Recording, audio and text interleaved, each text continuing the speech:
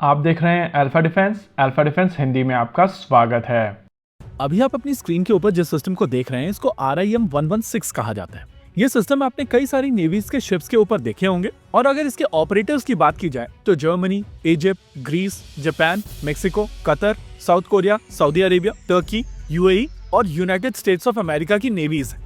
RIM-116 rolling airframe missile system close in weapon system के तौर पर पूरे वर्ल्ड में एक बेंचमार्क है। अगर आप इस सिस्टम को ध्यान से देखेंगे तो मिसाइल सिस्टम का वजन लगभग 75 किलोग्राम का है और ये मैक्सिमम 2 माक की स्पीड से मूव कर सकती है। इसमें 11 किलोग्राम का वॉरहेड होता है और 9 किलोमीटर की रेंज पर यह एयरक्राफ्ट से लेकर हेलीकॉप्टर तक और ड्रोन से लेकर क्रूज मिसाइल सिस्टम्स तक को मारने में सक्षम है। अगर पूरे सिस्टम की बात की जाए तो ये mark 49 guided missile launching system के ऊपर माउंट की जाती है और एक सिस्टम के अंदर 21 मिसाइल सिस्टम्स होती है। इस पूरे सिस्टम की अगर वजन की बात की जाए तो ये 5777 किलोग्राम का होता है, जिसमें लगभग 25% वजन केवल मिसाइल सिस्टम्स का ही होता है। आमतौर पर छोटे शिप्स के ऊपर एक ही सिस्टम का प्रयोग किया जाता है, वहीं अगर बड़े शिप्स की बात की जाए तो वहाँ पर 2 ऐसे सिस्टम्स का प्रयोग किया जाता है। यानी कि एक बड़े शिप के पास में 42 missile systems ready to launch mode में होती हैं और एक स्वार्म अटैक के खिलाफ इतना नंबर काफी है। भारतीय नौसेना की शिप्स की अगर बात की जाए तो सरफेस टू एयर कंपोनेंट के तौर पर उनके ऊपर केवल एक ही मिसाइल सिस्टम है जिसका नाम है बराक 8। आमतौर पर शिप्स के ऊपर लेयर्ड एयर डिफेंसेस होते हैं ताकि एक सिस्टम से अगर कोई टारगेट बच जाता है तो दूसरे सिस्टम से आप उसको एंगेज करें, जिससे ओवरऑल शिप की सर्वाइविंग कैपेबिलिटी बढ़ जाती है। लेकिन यूक्रेन में हम लोगों ने देखा है कि सुपर लॉन्ग रेंज ड्रोन्स क्या कर सकते हैं। ऐसे में किसी भी नेवल प्लेटफॉर्म के ऊपर इस तरीके के स्वार्म अटैक्स हो सकते हैं। हालांकि इन अटैक्स से शिप डूबेंगे नहीं, लेकिन इनकी कैपेबिलिटी को सिग्निफिकेंटली डिग्रेड किया जा सकता है। यही कारण है कि भारतीय नौसेना की तरफ से अपने शिप्स के ऊपर 3 लेयर में एयर डिफेंस सिस्टम्स बनाए जा रहे हैं। पहले लेयर की अगर बात की जाए तो ये बराक 8 से पूर्ण की जाएगी और ये 70 से लेकर 100 किलोमीटर तक की रेंज पर किसी भी तरीके के टारगेट को मारने में सक्षम है। वैसे ऐसा नहीं है कि अगर टारगेट 70 किलोमीटर से अंदर आ जाता है तो ये मिसाइल सिस्टम इफेक्टिव नहीं रहती, लेकिन अगर आपके पास में लेयर्ड एयर डिफेंस सिस्टम्स रहेंगे तो दूसरे सॉल्यूशन को आप पहले प्रिपेयर कर पाएंगे और इसी वजह से आपका रिएक्शन टाइम कम हो जाएगा। बराक से नीचे वाली रेंज VLSR SAM से एड्रेस की जाएगी, जिसकी मैक्सिमम रेंज 50 किलोमीटर तक की है।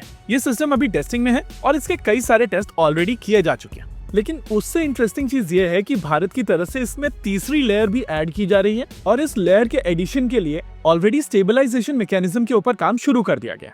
शिप्स की जब बात की जाती है तो ये पानी के ऊपर चलते हैं, रोल करते हैं, पिच करते हैं, यानी कि ये प्लेटफॉर्म स्टेबल नहीं रहते और इसी वजह से मिसाइल सिस्टम्स के लिए स्टेबलाइजेशन मैकेनिज्म बहुत इंपॉर्टेंट एस्पेक्ट हो जाता है।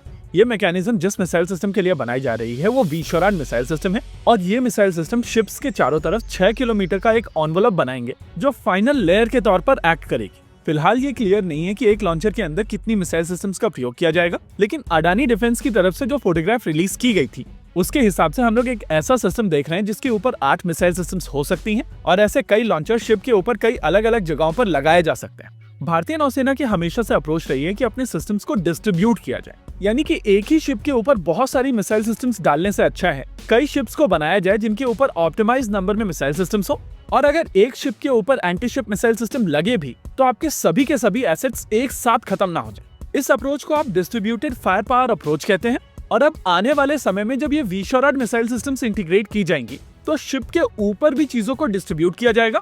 यानी कि अगर आपको एक ऐसा हिट लगता है जिसके चलते कुछ सिस्टम्स काम ना करें तो बाकी दूसरे सिस्टम्स काम कर सकते हैं और ये अप्रोच ड्रोन्स के आ जाने के बाद में और ज्यादा इंपॉर्टेंट हो जाती है। वैसे मेरे हिसाब से भारतीय नौसेना को एक चीज और एक्सप्लोर करनी चाहिए। सोलार इंडस्ट्रीज का भार्गवास्त्र एक बहुत ही इंटरेस्टिंग सॉल्यूशन है और क्योंकि आने वाले समय में लॉन्ग रेंज ड्रोन्स एक बहुत बड़ा थ्रेट बनकर निकल कर आएंगे, इस वजह से ये सिस्टम बहुत ज्यादा इंपॉर्टेंट हो जाता है। भार्गवास्त्र में 64 ready to launch missile systems किसी भी समय अवेलेबल होंगी और अगर एक शिप के ऊपर 2 या 4 जगहों पर इस सिस्टम को माउंट कर लिया जाता है तो आपका ये सॉल्यूशन स्वार्म ड्रोन्स के अगेंस्ट एक काफी इफेक्टिव सॉल्यूशन होगा। ओवरऑल जितनी लेयर्स उतना बेहतर और आप ड्रोन्स के थ्रेट को नजरअंदाज नहीं कर सकते।